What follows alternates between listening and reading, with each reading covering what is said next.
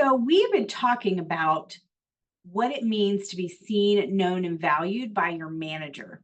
If you haven't seen my last couple of videos, I've been focusing on engagement. And we keep talking about how being truly engaged means an employee feels seen, known, and valued. Today, I really want to break down what this looks like and what this means exactly. And so I have a little slide. This is the best way that I know of to break this down, right? If engagement means feeling seen, known, and valued, we can break that down into 5 areas. So I want to walk through these 5 areas pretty quickly, right? Needs is the basics. An employee wants to know that they understand the expectations that you have of them and they have the supplies and materials they need to do their job, right? One thing I want to emphasize here is that each of these areas, these areas come from the Q12 engagement survey out of Gallup. And I've broken them down into my own categories that make sense for the teams that I've worked with. But each of these, feeling seen, known, and valued in this area is about the employee's perception. So when I say, does the employee understand your expectations of them? The question is not, do you feel like you've shared those expectations? The question is, does the employee understand their expectations? So each one of these are areas where you can ask some questions of your people. This can be part of that once a week meaningful conversation where you say, hey, do you understand the expectations of your job? Are there anything that you have questions about? That's a great question. Even if you feel like the answer is yes, they've got it, it's all good, it is worth asking the question. So needs, expectations, do they have what they need to do their job? Talents, people want an opportunity to do what they do best, right? There's a lot going on in this section, but for people to be truly engaged and feel like they're contributing to the future of an organization, they want to know that they're getting to do what they do best. So asking some questions of your people along those lines can go a long way.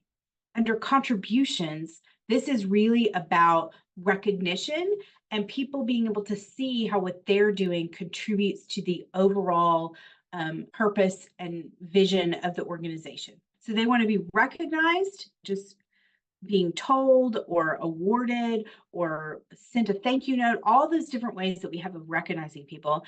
And they want to understand how what they're doing contributes to the organization.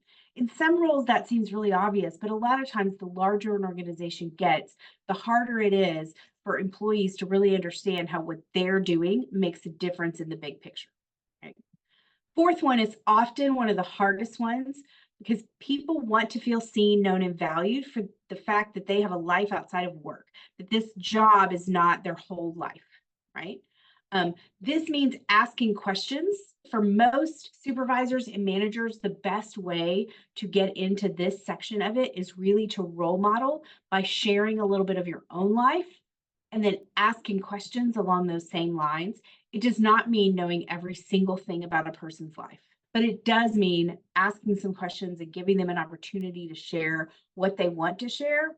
And it means making sure, this is where we talk about work-life balance, and also how can we adjust? Are there things that need to be done so that the employee feels like their life can go better because they can get off at 4 o'clock instead of 5 o'clock, right? This is where some of those adjustments that we're learning to make for having daycare in a facility or changing work hours, doing 10 hours instead of 5 8 hours, or all the different flexibility that we are learning to build into work. A lot of that is recognizing, seeing, knowing, and valuing people for their life outside of work. It does not mean that you need to do whatever an employee wants within this area, but it does mean that you work with them to make sure that their life and work go well together.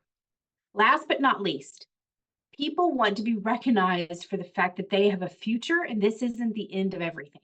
It might be that you are helping mold them and grow them and providing development for them about potential future roles. It might mean that you are just asking them questions about what that looks like or what they want for their future. But in all those areas, people want to be seen, known, and valued beyond this current space that they're in. This isn't the end all be all, right? So those are the 5 areas that I think make the most difference for engagement. What's important about seeing it in that pyramid is that it really does start at the bottom. If you start talking to your employees about their future, but they don't understand their day-to-day expectations, they can't get to that point of engagement because they're just on a daily basis worried about how to do the things that you expect them to do. So we really want to start with the bottom of that pyramid and help them really understand their expectations, make sure they have everything they need, and then work our way up. But in each of these areas, you can think of at least one question that you can ask your people to just get a little bit more information and help them feel seen, known, and valued. That's how you're going to get that truly, completely engaged, committed, and productive employee.